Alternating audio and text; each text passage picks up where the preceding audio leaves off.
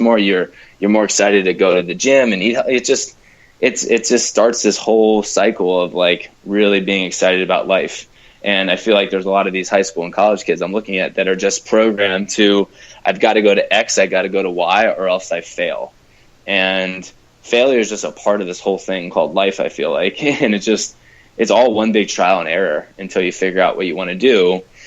And I just tell them, I kind of go through all that what I'm trying to say and tell them my story, from Florida and playing lacrosse in high school to going to Virginia out of nowhere and winning a national championship to going to start a nonprofit in Harlem. And then I went to corporate America for a couple of years. And then I worked on a political campaign for a year. And then my fiance and I moved to Lexington, Kentucky. Now we're starting this own political party, so at least I tell them, I said, hey, you may think I'm crazy, and I probably am, but at least I'm walking the talk. And I've been doing all these really different, cool, unique jobs just to test them all out and say, what do I really want to do? What do I really want to dedicate myself to? And that's been super important. And at the end of it, the 25 minutes, I say, now flip over those cards and give me your top 5 passions. Again, I'm going to give you a minute and 30 seconds, and I'm not going to talk. And I'll give him a minute, 30 seconds. It will be dead quiet. Every kid's huffing and puffing. He's crossing out his crap before. He's ripping it up, asking for a new card. He's writing bullet points now, and he's thinking about it. And he's really like, oh, man, I want to get this. And I don't say a word. And I say, all right, time's up. And I said, what are the 2 biggest differences that you found between the first time you had to write down your passions and the last time? And every kid's hand goes up. Beginning of it, they all looked at me like I had 3 heads and were like, I'm not going to talk to this guy. All their hands goes up. And I say, what are they? He said, well, you gave us more time. And I said, you're right, exactly. And then I said, all right, next one more. And they say, well, you didn't scream out loud the time, so we were able to think more. I said, well, what is that? And after a few trial and errors, they say, we get to the answer, which is distractions.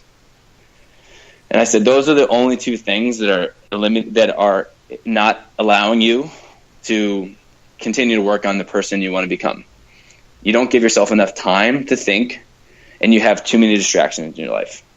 And I think that's what a lot of people have, is how many people are actually spending 5-10 minutes a day thinking about their life and what they want to do, and how many people are saying, here are the 10 distractions in my life: cell phones, friends, family, girlfriend, boyfriend, all the other things that go in life, the food in the fridge that I should or shouldn't eat. Like, are you getting rid of those things? Are you getting rid of the things that are slowing you down so you can speed up? And I ask every kid to say, give me tomorrow, if you really care about this, all I'm asking, your action item is to spend 10 minutes by yourself in your room thinking about your life. And they're like, oh, that's the weirdest thing. I'm not going to cross my feet and hum to myself. I said, I'm not telling you to meditate like they put in the movies where you got to sing Kumbaya and light incense. And I said, just go sit there and just think and put your head on your pillow and just stare at the ceiling. Just think. Yeah, headphones off. And the headphones off, cell phones away, TV off, friends and family away, like your Game Boy, your Twitter, everything away.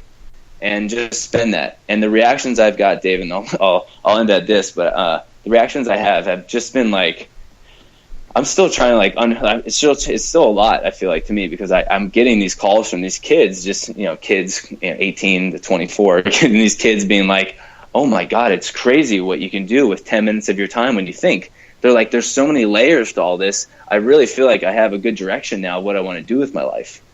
And I'm sitting there on the phone being like, holy moly. And that's your answer earlier. It's like, what am I doing? Well, I'm asking them questions, and I'm just telling them to slow down, helping them slow down. And I think everyone can get moving in the right direction if they do those 2 things. And so that's kind of, longest story short, what I'm thinking about that stuff.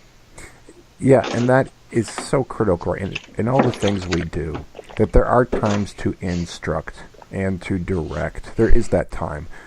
But it's usually best when the other person comes to us and says, hey, can you show me how to do this? Because if that's at the point where they've thought enough about it, they've tried it, and then at some point we actually kind of trick them into thinking we're telling them how to do it when they're doing it themselves if we do it right. But it is that time that they need. And it's funny because as you were describing, I'm looking down in front of me here at a pad of paper from a different meeting I have with a coach that she helps me in kind of figuring out with the programs I'm developing, Right. how to fine tune them, and they need to match up with really matters to me, because that was the deal. That these programs I'm developing, they're a passion of mine. They're not something I can say, I bet this sells. But the list I'm looking at here it says things to get rid of to create some space for me. And it's kind of the that time alone here to say, wait, I need a little bit more time. And this list of things, these are all, I don't have staying online. I don't have, a whole lot of stuff like that. But they're things that even as adults we get into. Is that really, I guess, the organization, the task, the thing that maybe I thought it was a good thing to do? But maybe even that I'm clogging my time up with. So what you described there, for young adults, it comes down to just stop wasting your time a little bit here and there and think. But that's good advice for everyone. So I'm looking at this here, and it was, this is a year's worth of work, and it was coming down to, said, you know what? I think you got too much on your plate. You don't even realize. Yeah. And I started writing things down, and I thought about it, for 10 minutes, just what you said. And different things these are all good things, but they're not the top of my passion list right now. And for me to get to those things that now are percolating up to the top of my passion list, you've got to think. So I think that, what you're doing for them, again, these things translate to, our contemporaries, the 20-somethings, the 40-somethings.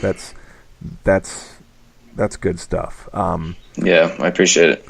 Now, you also, when we were talking the last time, you mentioned, you talk about some things where, again, what sports and being competitive and things like that can do. Maybe it's not as competitive and it's not what we think. And you talked about March Madness, but not necessarily in the terms of putting your brackets up. Why don't we get into that a little bit? Yeah, well, I think sports, there's a lot of pillars in life that I think are super important for people to be a part of, especially at a younger age. And mine mostly at a younger age was actually acting and theater and drama. And then I segued out of that because I wanted to hit people with a lacrosse stick. So I kind of was like, all right, I need to make a decision, like you and I just talked about, making sacrifices, because a lot of times when you make sacrifices, you're sacrificing one thing you really care about and one thing you care about just a little bit more. That's when you're in a good position with your life. That's a good problem to have. But so for me, lacrosse, sports has been a big part of my life, and it's helped me. The game of lacrosse is. I'm not here speaking with you without the game of lacrosse. I don't find my fiance Virginia, Harlem Lacrosse. I'm not coaching. I mean, you and I have spoken. Lacrosse is a special game, and I think people are more and more realizing that as it continues to grow throughout the country, because it does something to people. It's an amazing sport, and I'm honored to be a part of it. And so what I'm trying to get is, like I said earlier, I've seen what a lacrosse stick can do to a kid in Harlem. It can pull him out of a homeless shelter when he's in 6th, 7th, or 8th grade, and over a 1 to 2 year period could get him into one of the top prep schools in the entire country on a full scholarship. I've got kids, Dave, calling me when I met them as 6th, 7th, and 8th graders in Harlem, and they said, I can even read this thing. It's amazing. I had one kid, Suleiman. He is an immigrant from Africa, and one of 7 kids. He's the youngest of 6 older sisters. Parents work multiple jobs. When I met him, he was just a kid going to a failing, public school in Harlem. And I gave him a lacrosse stick, and he worked his freaking butt off every single day, and he still does. And he goes to one of the top prep schools in the entire country, starter on the lacrosse team, and just texted me 2 weeks ago saying he had a full scholarship to a Division I lacrosse program due to lacrosse. And I'm like, holy moly, this sports, to my point, just changes everything. And so I think I've seen it at the very rawest level and the very realist level, I feel like, at least in my world. And a lot of the things that are happening now in sports are driving me crazy. And per the conversation you and I had, I think just what the NCAA, especially the basketball, but I think all of sports, I think it's a very interesting time. And there's parents that are coming out very recently in the news, major parents of major, top recruits in the country, saying the NCAA is doing some not good stuff here.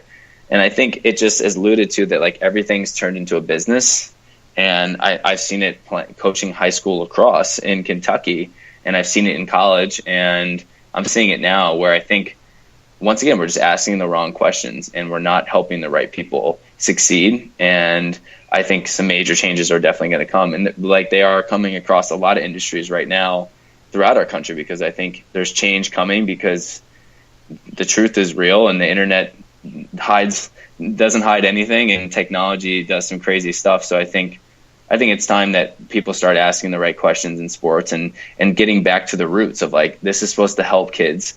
This is supposed to be one avenue of their life that is supposed to give them an opportunity to live a better life than they were capable of living before. And I don't think we're doing that across a lot of sports right now, because a lot of people are looking at it as a big money pit. And that's when a lot of things go awry, that's what happens. And I think you're looking at that in a lot of different sports right now. And so the quicker we can just, and it doesn't have to be anything crazy. We just need to equip coaches and parents and teachers and the players just with a better system to get involved. And we need to all be honest with each other and say, I'm probably at fault too, because X, Y, and Z reasons. And we just need to look in the mirror and say, we can do a better job. And so I think that's kind of where I come from. Is like, I've seen what sports do to kids, and it's some of the most amazing stuff ever. And I'm seeing what sports are doing to kids on the negative side. And I think we can do much better, and we should, and I think we will. I definitely think so as well, and the tide is definitely turning. I think in my own household, actually today, my second daughter, who is a junior, she just gave a commitment to play lacrosse in college, and it was awesome. Congrats! Thank you, and I mean, she's very pleased. We're all pleased, but the class of 2019 in girls lacrosse, this is a weird thing. Remember, this is a sport where if you get 30% funding, you are deep in the money. Right. And for people who are trying to keep track of that, unless you happen to stay in state, you're actually not ahead money-wise. So it really is about the athletic experience. That's what you're doing. And in some cases, it offers the chance to get into a school that you may have been above, you have the standards, but if the the class that was all their applications are higher, your kid can get in. So there's things it can do. But that class 2019 was the one where the recruiting went off the rails. Right. Again, for a non-revenue, Title IX women's sport, that after 8th grade that summer, 3 years ago, they were getting verbal commitments from rising freshmen who had not shown up to high school, clearly have not done growing, clearly, and, they might decide they like soccer or field hockey, a fall sport, better. It's completely non-binding for both parties, but that was the mindset that was going on. It was making people crazy to the point where they realized how crazy it got that they changed it about a year ago and said, okay, starting with class of 2019, no more of this direct contact with coaches where again, still non-binding offer, but at least a sincere one can be made until they're in their junior year. Right. So I think that's a good example because, it was absolutely nuts when someone's telling you that your kid might not be able to play a sport in college if they haven't been spotted by the time, somewhere between the summer after freshman year and the fall of sophomore year. They can't even drive. It's crazy. And that was the system. So it's good to see that pushback for sure. Now, you are, again, you started playing lacrosse in Florida? Florida in 8th grade. Yeah, and for people who don't know, which is where my oldest daughter learned to play, and then had to go to Baltimore and compete, which she did pretty well. That is, it's growing, but that is not the typical route to play at Division I, a place like Virginia, and as you mentioned, to win a national championship. That's not your typical route. No. So let's talk about, though, we've mentioned that, yes, going through sports the right way, the right character is built, the right ethics, and I did say ethics, to yourself, to everyone else. And what's come from it for you is MAP, the modern American party. And right.